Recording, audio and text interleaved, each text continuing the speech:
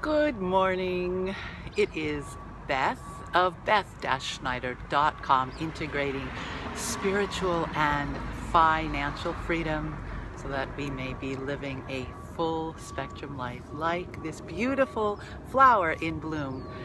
We are supporting ourselves that our lives may blossom and bloom. And you know, there are all these different unique flowers, and some flowers are in constant bloom and some flowers just bloom sporadically, like the cactus in front of my house. It's just spectacular. And not only do they have these huge amazing flowers. Oh my gosh, here comes a truck. I apologize, but I am waiting because my car broke down last night and I'm waiting in a parking lot to get some emergency road service. So life is always full of surprises, so bear with all of the extraneous noises. But back to my desert flower. Those flowers not only just pop out sometimes, but they're huge, beautiful flowers, but they only bloom at night.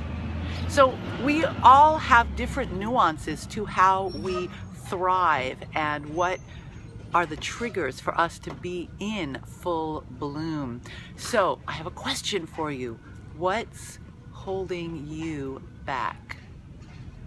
Is there something, and they can be really small things that we get a chance to look at, that is a practice or choices that I make that, why they may seem insignificant for me as this unique flower that has its unique parameters by which it blooms, an adjustment that I can make to really support myself. I know for me, I'll give an example.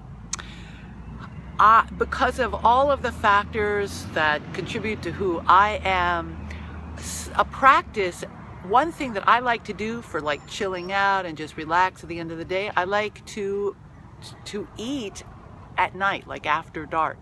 And that at the moment feels like a relaxing thing to do, like everything's done and now I'm going to like just relax and have something to eat. But the fact is, for me personally, so this is just a personal thing, eating at night really doesn't work for me. It's whether it's that I wake up full, but it's much more than on the body level. It's really my mental health. I just don't feel as sharp, as balanced. There's all kinds of things that kind of bring my vibration down slightly. I mean, I'm okay, I can get through, but I'm not that vibrant, blossoming version of myself. And yet, it's still something, after all these years of knowing this, that I'll still gravitate towards, kind of an immediate gratification, because it's like, oh, it's not that big of a deal. But if it's something that I can honestly recognize holds me from really being at my ultimate best, and what I want to give to others is the capacity for them to be at their ultimate best, and which all that means is being in true alignment with who we really are. It's not like we become something else. We're just aligning with our infinite self, our higher self, not our separate, disconnected, egoic self that's in a body. We have this body, but we get to care for it from the perspective of our higher mind, of that aligned self. So just reflect, what's holding you back from being your most vibrant, aligned self? Are there little things, if you are really deeply honest with yourself, nothing huge even that anyone else would take notice of, but that you know in your heart of hearts is something that you've been given an indication of, that it doesn't work for the particular form that you're in right now.